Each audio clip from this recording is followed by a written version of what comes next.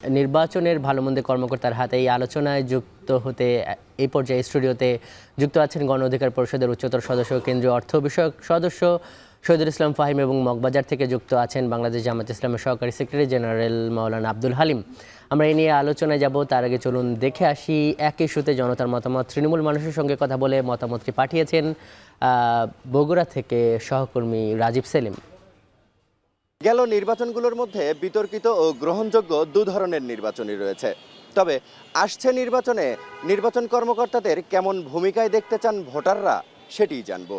এটা মনের আশা, এবার আমরা শান্তি মতো যাতে ভোট দিতে পারি। অফিসারকে যদি তারা ভালো নিয়ত করে তো ভালো পাবি, যে ভোট ভালো মতে সুস্থ মতে জনগণ দিবি, আমরা সেটাই চাই।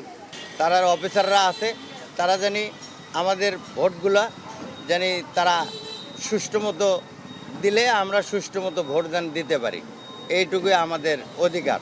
যারা দায়িত্ব আছে তারা যেন সুষ্ঠু নির্বাচন দেয়, ভালো নির্বাচন হয় এবং সুষ্ঠুভাবে যাতে জনগণ যেতে পারে, কেন্দ্রে যেতে পারে, ভোট দিতে পারে, এটা আমরা আমাদের কাছে আকুল আবেদন। নির্বাচনের যারা দায়িত্বে আছে তাদেরকে অনুরোধ করব তারা যেন তাদের দায়িত্ব সঠিকভাবে পালন করেন।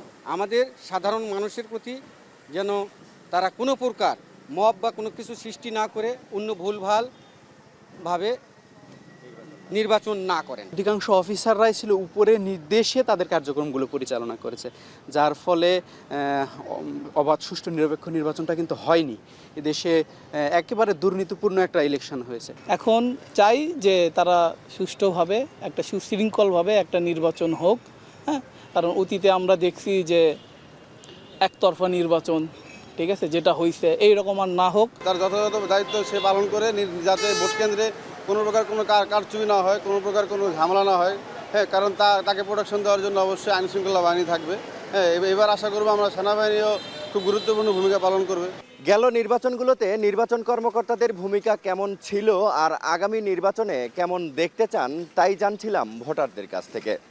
নানান আলোচনা সমালোচনার মধ্য দিয়ে তাদের বক্তব্যে উঠে এসেছে একটি গ্রহণযোগ্য নির্বাচনই রয়েছে তাদের প্রত্যাশায়।